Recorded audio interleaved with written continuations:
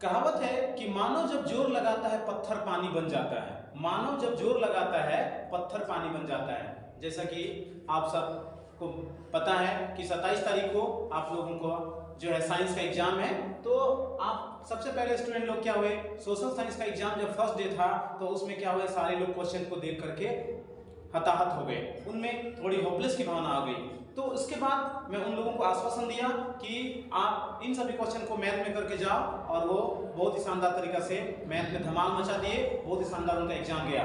तो स्टूडेंट्स, मैं आप सबों को 27 तारीख के एग्जाम के लिए साइंस से कुछ इंपॉर्टेंट क्वेश्चन लेकर आया हूं, जिसको आप अच्छी तरीके से तैयार करके जाओगे तो इनमें से आपको जो है ना निश्चित रूप से क्वेश्चन देखने को मिलेगा, और आपको मेरी याद आएगी कि सचमुच सर ने बताया था और वो क्वेश्चन मुझे देखने को मिला। तो सब्जेक्टिव में सभी लोग यूट्यूब में क्वेश्चन ऑब्जेक्टिव डाला करते हैं, मैं सब्जेक्टिव डाल दिया कर रहा हूं कि ताकि आपको अच्छी तरीके से आपको ये क्वेश्चन करके जाने से आप अच्छी तरीके से मार्क्स ले पाओगे। ठीक है, तो चलते हैं फर्स्ट क्वेश्चन की ओर कि अम्ल का जलीय विलयन विद्युत का चालन क्यों करता है। आप केमिस्ट्री में देखोगे कि स्टूडेंट क्या होते हैं, घबरा जाते हैं, उनमें बहुत सारे क्वेश्चन जो चिर परिचित अंदाज में जो क्वेश्चन रहता है उन क्वेश्चन को लोग याद करके जाते हैं, और एग्जाम में क्या करता है, वहां पर आपको अलग टाइप का क्वेश्चन देखने को मिल जाता है। तो क्या है कि अम्ल का जलीय विलयन विद्युत का चालन क्यों करता है। कहने का अर्थ है कि कोई भी अम्ल है, नाइट्रिक अम्ल है, हाइड्रोक्लोरिक अम्ल है, सल्फ्यूरिक अम्ल है, उन सभी अम्ल में से कोई भी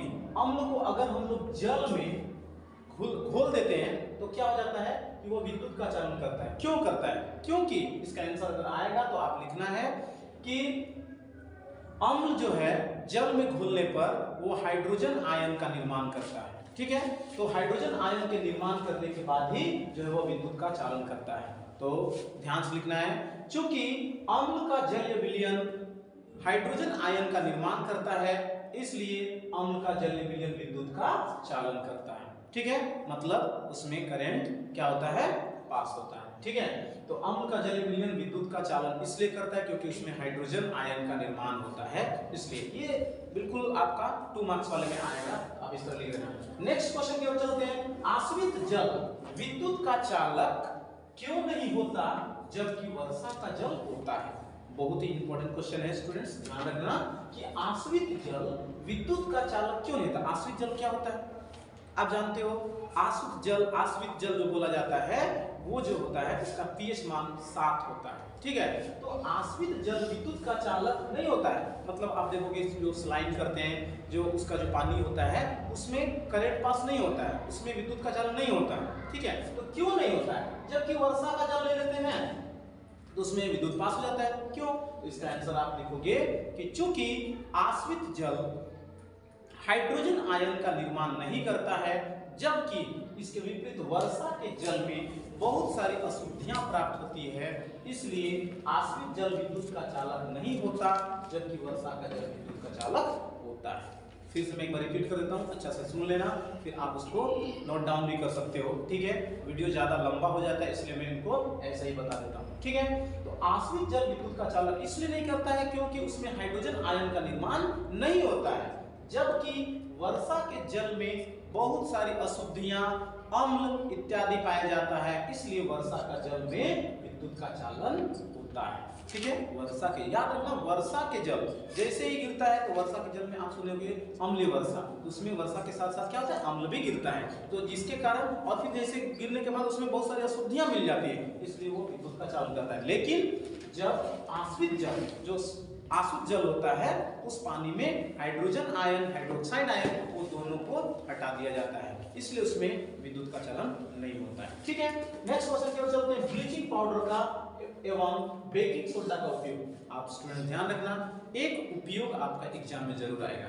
ब्लीचिंग पाउडर में दे दिया हूं, नोटिफाई कर दिया हूं, ब्लीचिंग पाउडर, बेकिंग सोडा, आपको धोवन सोडा का भी आ सकता है। ठीक है, प्लास्टर ऑफ पेरिस का भी उपयोग आ सकता है। मैं इनको जल्दी से बता देता हूं कि ब्लीचिंग पाउडर का उपयोग क्या होता है, जल के कीटाणु को नाश करने में। आप अपने माइंड में सेट कर रखना कि ब्लीचिंग पाउडर क्या होता है, जब कुआं में जब वर्षा का मौसम आ जाता है उस समय कुआं का पानी गंदा हो जाता है, तो उसमें क्या होता है, हम लोग ब्लीचिंग पाउडर डाल देते हैं। तो क्यों डालते हैं, उसके कीटाणु को नाश करने के लिए। तो ब्लीचिंग पाउडर का उपयोग जल के कीटाणु को नाश करने में, इसका कपड़ा के विरंजन में, मतलब उसको कलरलेस रंग को, कपड़ा का रंग उड़ाने में। आप लोग जींस पहनते हो, जींस का देखना स्टाइल वाला रहता है, बीच में सादा नीचे लाल, है ना। तो आप देखे होंगे तो इसका क्या होता है, इसमें ब्लीचिंग पाउडर का जो है यूज किया जाता है और उसको कलरलेस किया जाता है, ठीक है। तो क्या होगा, जल के कीटाणु को नाश करने में, कपड़ा के विरंजन में, और घर में जो स्ट्रीट होता है, नाली होता है, वो सबको भी साफ करने में हम लोग ब्लीचिंग पाउडर का उपयोग करते हैं, ठीक है। नेक्स्ट है बेकिंग सोडा। बेकिंग सोडा सब परिचित हो, मीठा सोडा भी बोलते हैं उसको, ठीक है। तो उसका भी उपयोग हम लोग करते हैं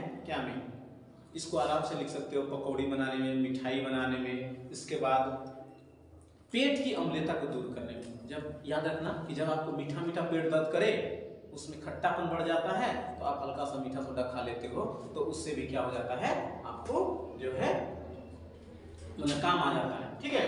तो क्या है कि बेकिंग सोडा का भी आप लिख सकते हो, बहुत सारा है, उसमें खाद्य सामग्री में इसको प्रयोग करते हैं, तो लिख सकते हो।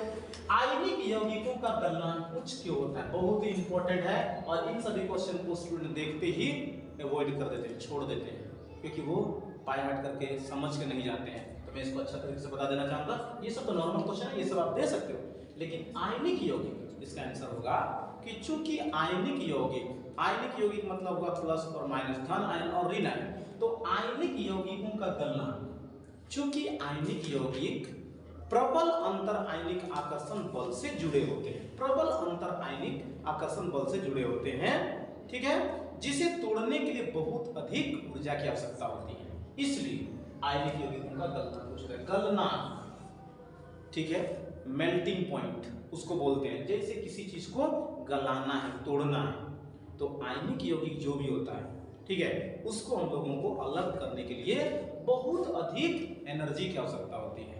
तो स्टूडेंट्स कैसे लिखोगे, आयनिक यौगिकों का गलनांक उच्च क्यों होता है, चूंकि आयनिक यौगिक प्रबल अंतर आयनिक आकर्षण बल से जुड़े होते हैं, जिसे तोड़ने के लिए बहुत अधिक ऊर्जा की आवश्यकता होती है, इसलिए आयनिक यौगिकों का गलनांक उच्च होता है। एग्जाम्पल के लिए मैं समझा सकता हूँ, जैसे ये दोनों उंगली है, अब आप इसको ऐसे करते हो, तो इसको अब आसानी से कोई एक बार ऐसे इसमें किक करेगा, मारेगा, तो क्या होगा, ये टूट सकता है, हट जाएगा। लेकिन अगर ये चार उंगली एक बार ऐसे कर लें, तो अगर कोई मारता है तो इसको तोड़ना मुश्किल होता है। तो आयनिक यौगिक जो है काफी मजबूत बंधन से जुड़े होते हैं, इसलिए उसका गलनांक काफी उच्च होता है। नेक्स्ट क्वेश्चन क्या हो रहा है, धातु कर्म किसे कहते हैं, धातु कर्म।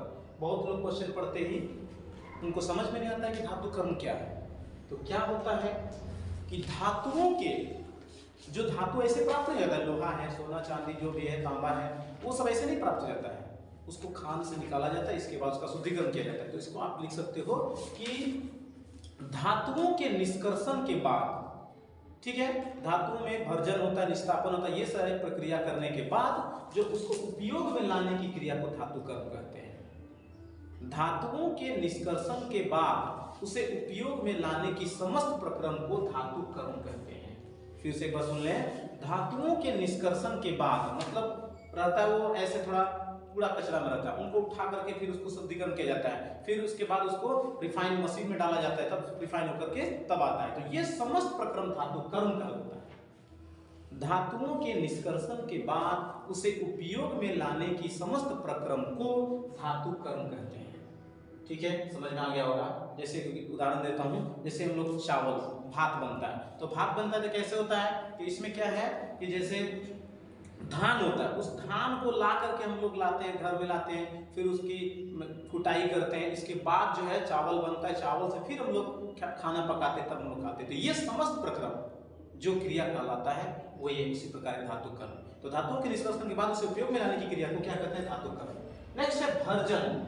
भर्जन इसी को जारन भी बोलते हैं, ध्यान रखना, इसको इंग्लिश में रोस्टिंग बोलते हैं, रोस्टिंग भी कभी कभी लिख देता है। तो भर्जन क्या है, सल्फाइड अयस्कों के सांद्रण के लिए वायु की सीमित मात्रा में गर्म करके उसको ऑक्साइड में बदलने की क्रिया को भर्जन कहते हैं। क्या होता है सल्फाइड अयस्क, सल्फाइड क्या होता है जिसके H2S, जिसके लास्ट में S आता है तो सल्फाइड अयस्क होता है। तो सल्फाइड अयस्क के सांद्रण के लिए उसमें वायु की सीमित मात्रा में गर्म करके उसको ऑक्साइड में बदलते हैं, ऑक्साइड में बदल देते हैं और फिर वो शुद्ध मिल जाता है, ठीक है। तो इसका आंसर होगा सल्फाइड अयस्कों के सांद्रण के लिए वायु की सीमित मात्रा में गर्म करके ऑक्साइड के रूप में बदलने की क्रिया को भर्जन या जारन कहते हैं। ध्यान रखना, इंपॉर्टेंट क्वेश्चन है। फिर भर्जन और जारन, ये में मिस्टेक हुआ है, यहाँ पे होगा निस्तापन, ठीक है, निस्तापन।